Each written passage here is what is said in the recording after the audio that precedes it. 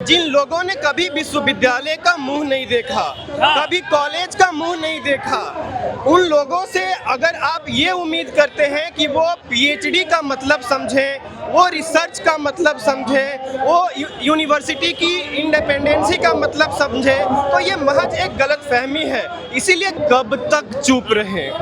अब वक्त आ चुका है कि तमाम लोग अपने अपने घर के कंफर्टेबल जोन से निकल करके, मच्छरदानी से बाहर निकल करके आने की जरूरत है। जैन जी, जैन अल्फा के बाद अब पीएचडी स्कॉलर भी सड़कों पे हैं। ये दिखाइए, पीएचडी जो स्कॉलर हैं वो पटना के हर ब्लॉक पे सड़कों पे उतर चुके हैं। इनकी कुछ मांगे हैं और साथ ही साथ लगातार पूरे देश में छात्र जिस प्रकार से सरकार से नाराज है, सड़कों पे लगातार प्रदर्शन कर रहे हैं। चाहे वह स्कूल का मामला हो, कॉलेज का मामला हो, नौकरी पेपर लीक से लेके उन तमाम मुद्दों को लेके छात्र सरकार से सीधे टकराव के मूड में है। यहाँ देखिए, हर ब्लॉक पे लगातार जो छात्र हैं वो बैरिकेडिंग को तोड़ने का प्रयास कर रहे हैं। पुलिस अपना पूरे बल का प्रयोग कर रही है, लेकिन छात्रों का जो गुस्सा है वो कम होने का नाम नहीं ले रहा है। ये लोग राजभवन मार्च करना चाहते हैं। अंबुज पटेल जी हैं, अम्बेडकर हॉस्टल के हैं, युवा हैं, छात्र युवा हैं, लगातार छात्रों के हित में बोलते रहते हैं। अंबुज जी, क्या चाहते हैं आप लोग? भाई, कब तक चुप रहें? अब वक्त आ चुका है कि तमाम लोग अपने अपने घर के कंफर्टेबल जोन से निकल करके, मच्छरदानी से बाहर निकल करके आने की जरूरत है। मैं ऐसा इसलिए कह रहा हूँ क्योंकि आज की जो मौजूदा बिहार सरकार है या जो केंद्र की सरकार है, ये हम लोगों की शिकायत के लायक नहीं है। मसलन कि जिन लोगों ने कभी विश्वविद्यालय का मुंह नहीं देखा, कभी कॉलेज का मुंह नहीं देखा, उन लोगों से अगर आप ये उम्मीद करते हैं कि वो पीएचडी का मतलब समझें, वो रिसर्च का मतलब समझें, वो यूनिवर्सिटी की इंडिपेंडेंसी का मतलब समझें, तो ये महज एक गलतफहमी है।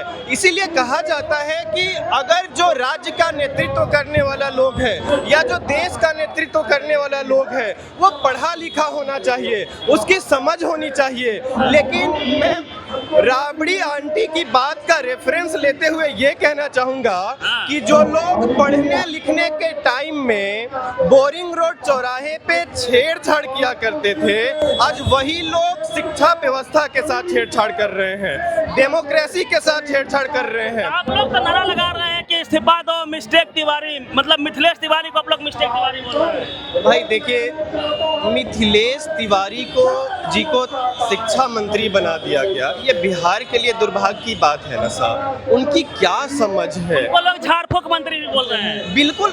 अगर मान लीजिए कि आप बिहार के एजुकेशन मिनिस्टर हैं और आप जा करके मंदिरों में झाड़ फूक करवा रहे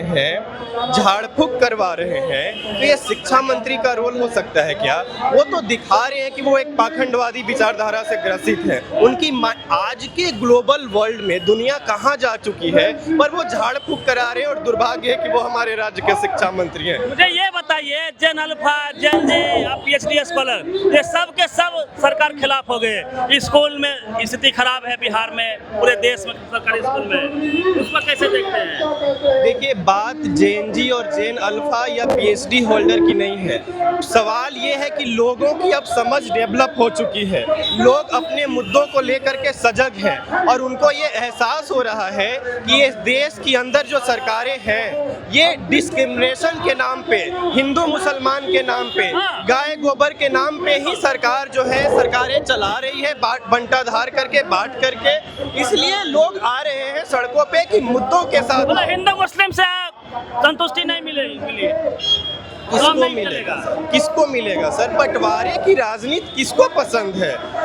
आपको क्षणिक सुख मिल सकती है, पर वो देश के लिए बहुत खतरनाक होता है। आप एक बात समझिए, एक बात बताइए, अभी बाबा धाम लोग पैदल जाता है ना, तो वहाँ पे फूलों की बारिश होती है। ये लोग नौकरी मांग रहे हैं तो यहाँ लाठी डंडा तैयार है। यही तो सोचने वाली बात है और यही लोग आज के डेट में समझ चुके हैं कि आप थोड़ा एनालाइज कीजिएगा कि जो बाबा धाम जा रहे हैं वो कौन लोग जा रहे हैं, वो किनके बच्चे जा रहे हैं।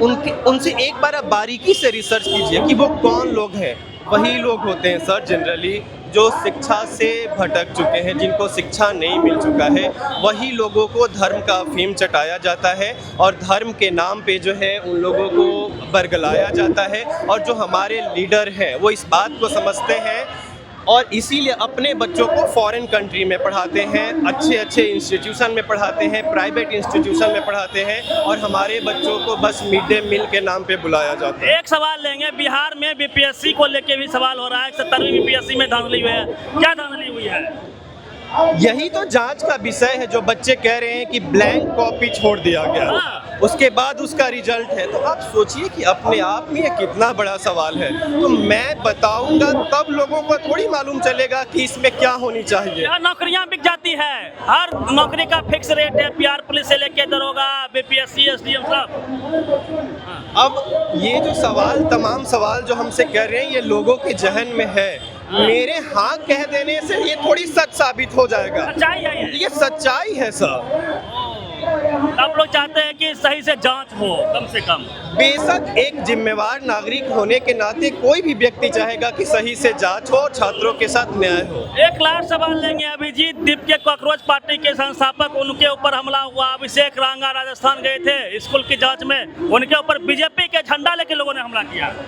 सर ये तो जो मनुवादी विचारधारा के लोग रहे हैं, ये आज नया थोड़ी है कि ये हमला जो हुआ आपको ये नए तरीके से देख रहे हैं। जब जब लोग सच का सामना करते हैं, सच्चाई को तर्क के साथ रखते हैं, सरकार को बताते हैं कि देखो मुझे मुद्दों से मत भटकाओ, मुझे रोजगार, यूनिवर्सिटी, कॉलेज और हॉस्पिटल की क्या बदहाली है, जो बेरोजगारी की स्थिति है, छात्रों के हक को जो मारा जा रहा है, उस पर जब जायज सवाल करते हैं तो हमला इस देश के अंदर मनुवादियों के द्वारा होते रहा। आप लोग अभिजीत दीप के साथ हैं, कॉकरोच जनता पार्टी के साथ हैं। हम बार बार कह रहे हैं कि हम नहीं, जो भी इस देश का जागरूक युवा होगा वो उनके साथ होगा। जो भी इस देश का जागरूक युवा होगा, जिम्मेवार युवा होगा, वो उनके साथ होगा। देखिए उधर दिखाइए, अभी भी छात्र डटे हुए हैं, लगातार अपनी मांगों पे अड़े हुए हैं और पीछे हटने को तैयार नहीं है। तो शिक्षा पे अब लगातार सवाल हो रहा है पूरे देश में।